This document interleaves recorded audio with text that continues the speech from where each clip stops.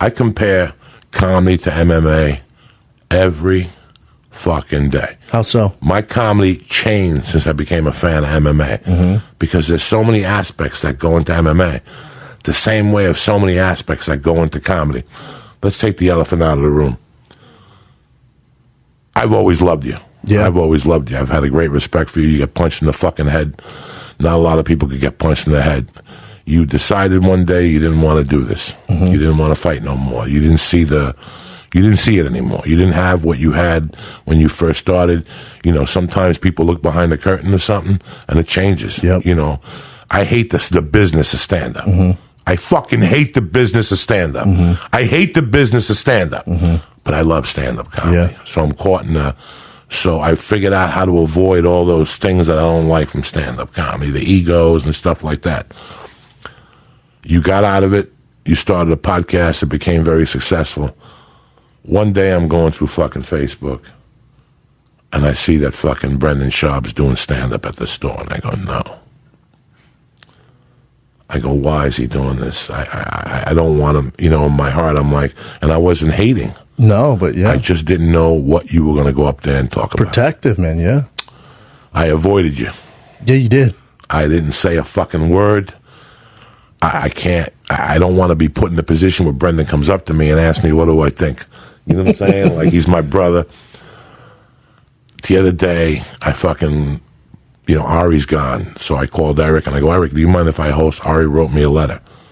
And he goes, I want you to watch. And you know, so the other night when I went to that storytelling show, this is not happening. Yeah. I was sitting there as Joey Diaz, but in my mind, I was Ari.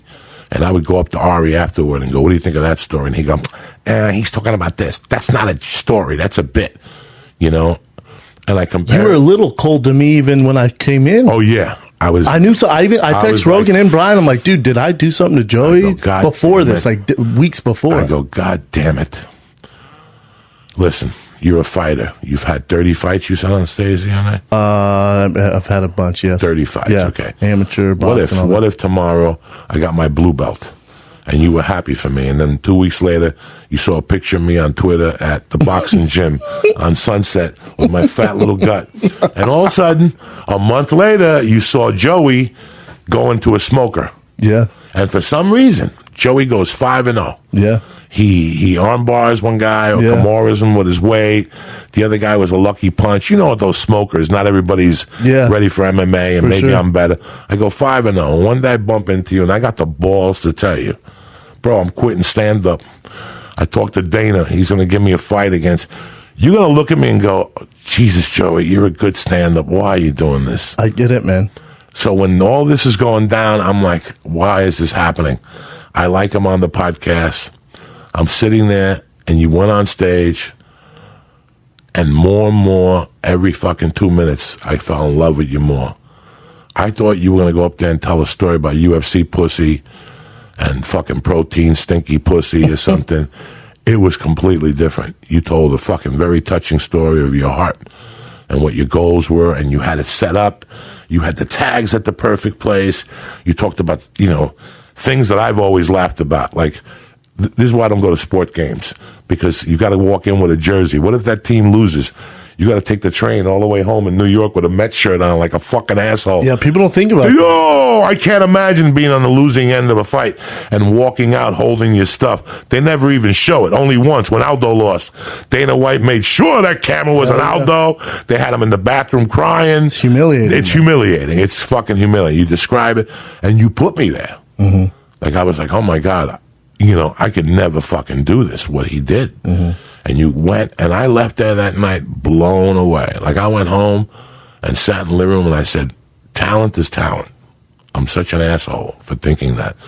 I thought, I've had a lot of people who have just gotten into stand-up, and then after they've done it a year, they've actually come up to me and put their chest up to me. Like, said, like, bro, I'm going to Montreal, and it took me a year. And in my mind, I won't wish him no evil. But I'll go, this motherfucker has no idea.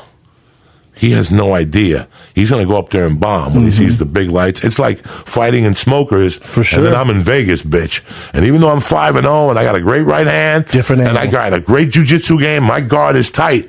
Let me tell you something.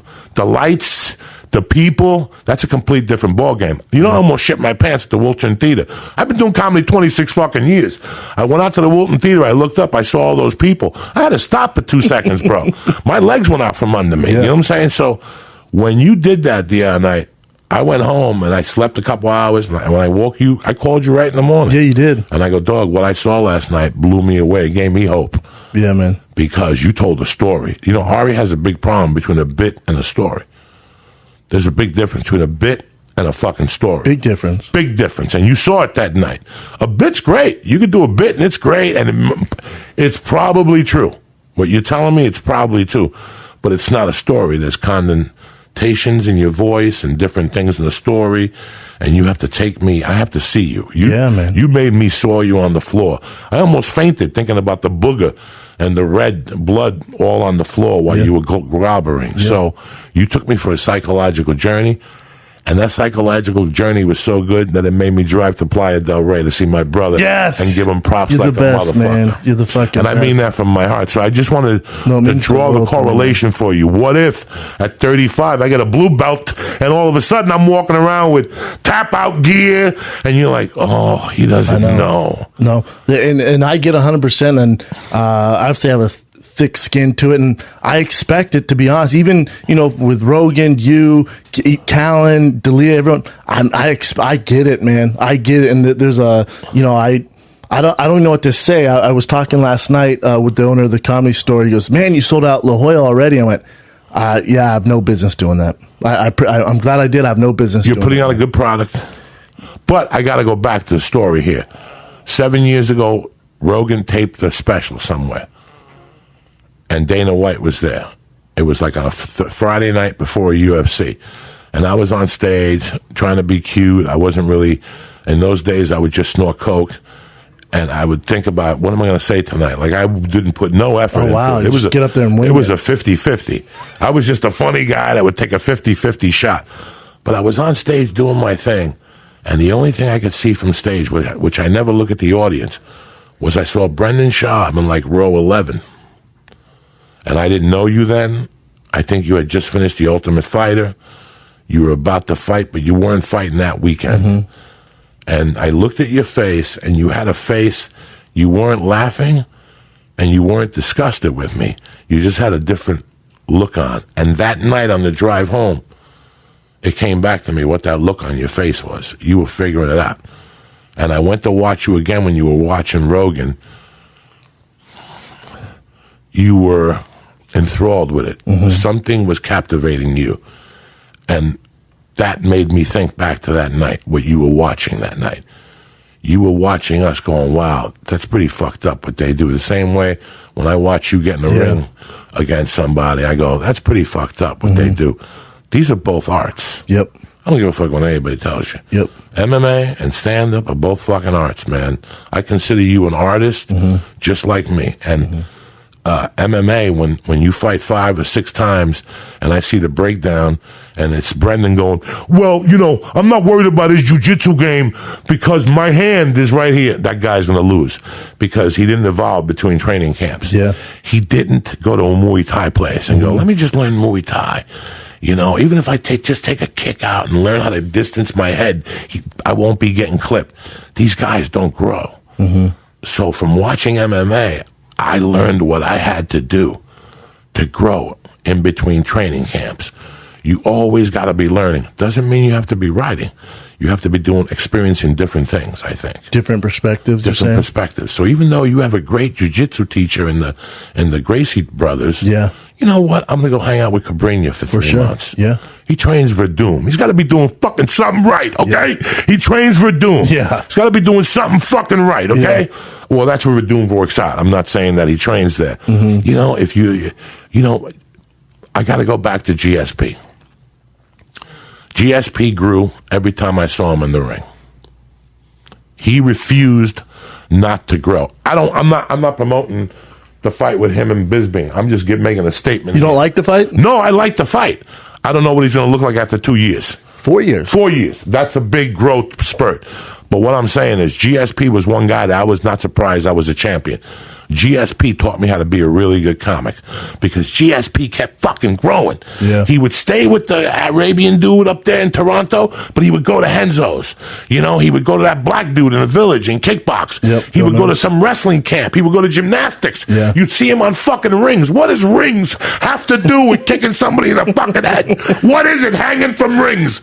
He became champion. Yeah, he mix it always up. was fresh. And this is what you got to do. You got to, you know, I go to acupuncture. I fucking, you know, I go to jiu-jitsu, but I do the mobility class, the tactical fitness.